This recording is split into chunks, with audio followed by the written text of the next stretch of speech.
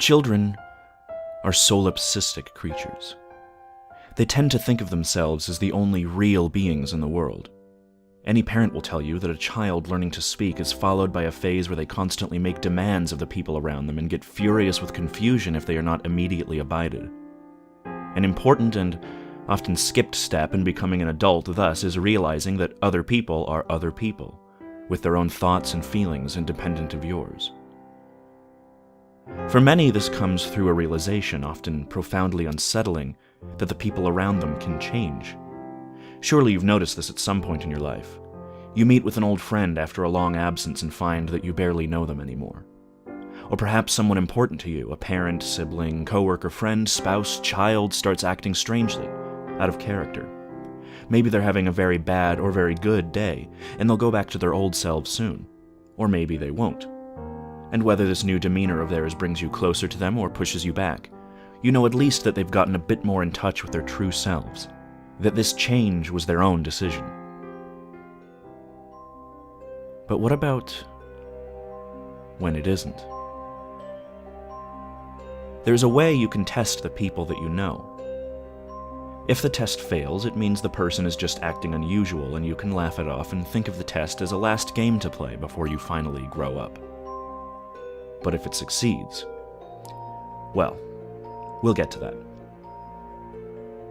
What you must do first is buy a vase of flowers and put them in a place where you and the person share a lot of time. The cubicles you both work at, your dining room, whatever. These can be any kind of bouquet, but they must include baby's breath. Just baby's breath would work, actually. As the days go by, sprinkle something in the water that will kill the flowers, like salt or weed killer, a little at a time. You can do this in sight of your subject or not, it doesn't matter. Continue doing this even after the flowers have completely died. If your subject asks you about the flowers, you can abandon the test now, as it is clearly a negative. If you catch them staring at the dead flowers for long periods of time, however, and especially if they throw them away when you aren't looking, you should proceed to the second phase of the test. The second phase is to get the subject to have dinner with you. The purpose of this phase is to agitate it into revealing itself, and there are several methods you can use for this. The dinner should ideally be black pudding, blood sausage, or something else with blood as a major ingredient. But if you live in a place where these are unusual or not readily available, any iron-rich food will do, such as red meat or legumes. It is vitally important that the subject not prepare any part of this meal themselves, not even pouring any drinks.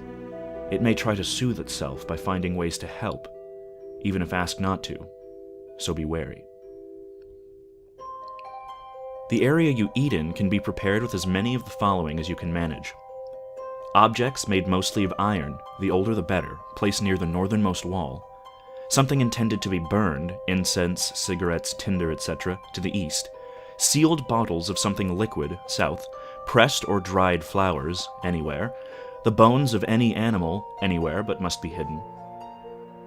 Finally, for practical purposes, you should have a deadly weapon of some sort hidden on you, and there should be no less than one, and no more than 3 other people within shouting distance. Again, for practical purposes.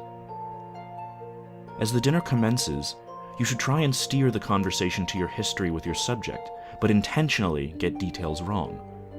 The subject not noticing these discrepancies is not a sign of a positive test. People forget things all the time, after all. But them growing more agitated with each mistake is.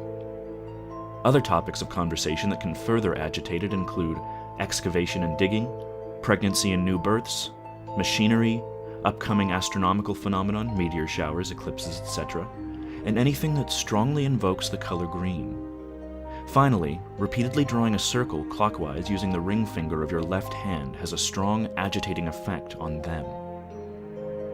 The sum of all these steps should cause the subject to become increasingly silent and nervous over the course of the dinner. Though be sure not to speak of anything that would upset your subject under normal circumstances to avoid a false positive. At extreme levels of agitation, they may exhibit any of the following: lapse of broad motor control, sucking on their food without actually chewing it, uncanny and erratic eye movements and expressions, twirling things like forks or salt shakers, and scratching, especially near the stomach. Sudden increases in vocal pitch and the unexplained appearance of lesions or lacerations on the subject's skin are another symptom. If these symptoms become too bizarre to explain away, disassociate yourself with the subject as soon as you can, no matter how much the subject seems to recover afterwards. There is nothing else you can do. If you need to be absolutely sure, there is a third phase, though it has its own consequences. The third phase is simple. Look the subject directly in the eye for several seconds. They will meet your gaze, no matter how much trouble they have controlling the rest of their body. Ask the subject's first name, "Why did you kill his daughter?" using that exact phrasing. If you are very fortunate, your subject will blink dumbly at you, and you can laugh it off as a badly botched joke, assured your subject is still the person you once knew. It is more likely, however, that the subject will stare at you for several moments, and you will know, unequivocally, when you see it in their eyes. Don't ask what it is. You'll know what I mean when you see it. When you see it, immediately break eye contact and reach for your weapon, as it will inevitably cause the subject to shriek and attempt to kill you. Fleeing at this point is possible but unwise, as leading the subject on a chase could trigger attacks from others you may pass, and there are far more of them than you'd be comfortable knowing. This is also why you need witnesses to help you argue self-defense later, but not too many. They usually attack when they see others attacking, and you can only kill so many. Lastly, it is extremely important that you not look your subject in the eye past this point, even after they die.